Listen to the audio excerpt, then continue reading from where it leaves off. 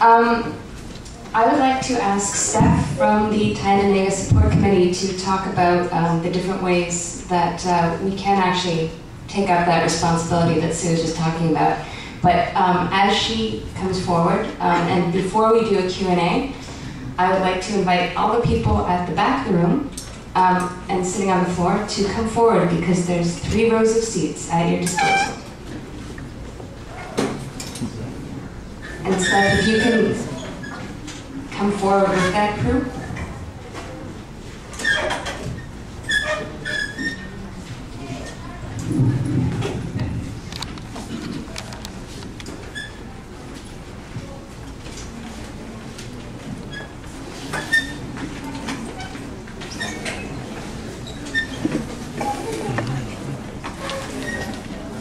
I'll just be very brief. If the words of Natercia and Sue have convinced you not to step over and not to look away, there are things that you can do. As Natercia said, there's a petition and information about Gary's campaign here at the back.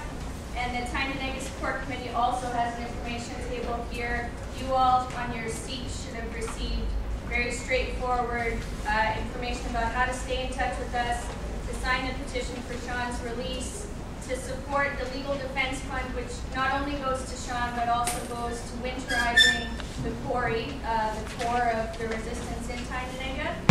And don't hesitate to sign up to stay in touch with the Tyendinaga Support Committee. There will be a fall speaking tour coming up in southwestern Ontario and Quebec. And I hope that people don't leave tonight without feeling the responsibility that the words of these women have impressed upon us. So just come and help yourself before you go. Thanks for coming.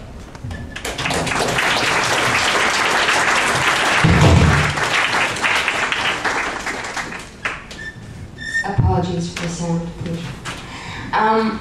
We're going to do a Q&A now.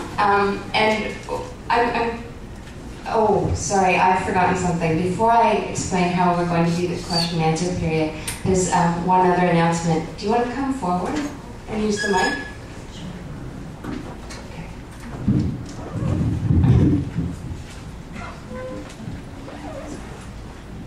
Thanks, Andrea. And thank you to all the people who showed up today, and special honors for the people who are at this platform.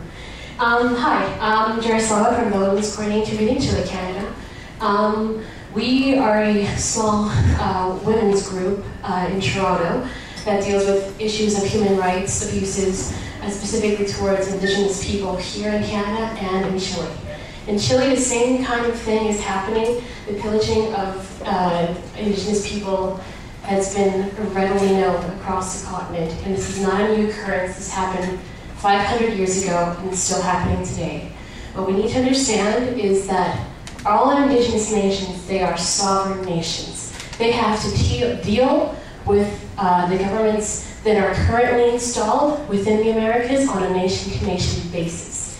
And with that regard, we have to support any kind of Indigenous resistance that exists throughout this continent, because essentially, it is the same struggle, and the struggle for their liberation is the struggle for the liberation of all of us. And with that regard, I would like to invite you all to an event on September the 8th, right here at the Steelworkers Hall at 7 p.m. It will be called From Arauco to Caledonia 2, Only Struggle Will Set Us Free. We had this event last year in regards to what happened in 6 nations of the Grand River.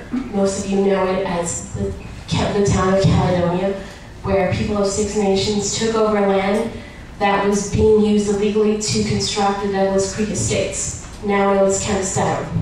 People there have continued on today. It was the spark that initiated all of what we see today. Tyendinaga has been fighting for a long, long time, but this is like the sort of the initiator of this new wave of resistance that has happened since that time. So we invite you all to first of all, go to the table in the back. We have much information about the situation in Chile that's going on, and as well as here.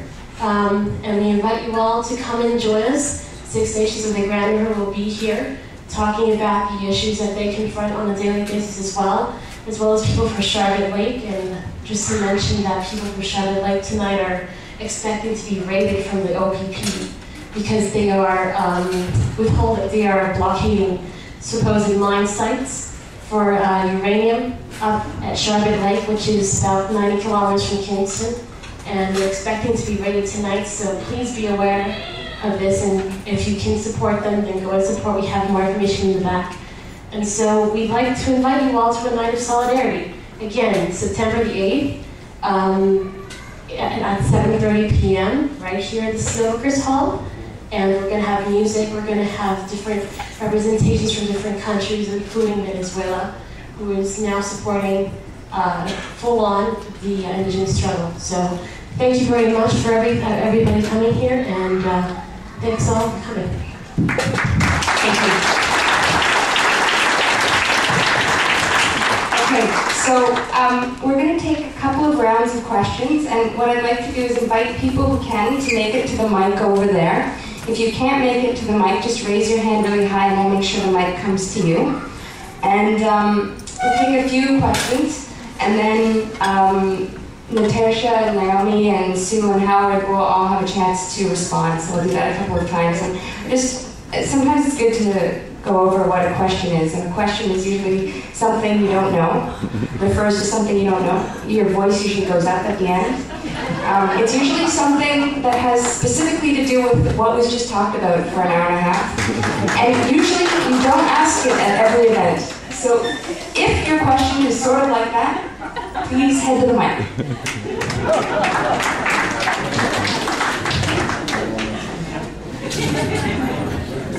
Scared everybody away? Toronto, prove me wrong.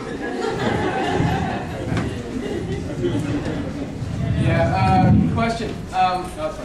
So you say there seems to be a lot of negative feelings towards the police and towards the government. Just wondering how many Aboriginals are there in the police force or in the government, or if there are any Aboriginal policymakers? It just seems that there's huge disparity, and it's because Aboriginals don't have a voice. So I was wondering what the communities are doing in order to have a presence in the police force, to have a presence in the government, so that they themselves have a say. Okay, we're just going to take a couple all at once, so people.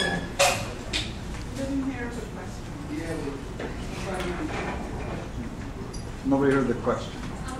That's why I was asking that people use the mic, but the question was really, just to say it very quickly, was about whether there were Indigenous people represented in government and in the police force, since there seems to be a real disparity in terms of who has a voice in this country. Are there other questions? I see nobody lined up at the mic. Can you comment? I would prefer it if we stuck to questions. Comments are for the smoke break after.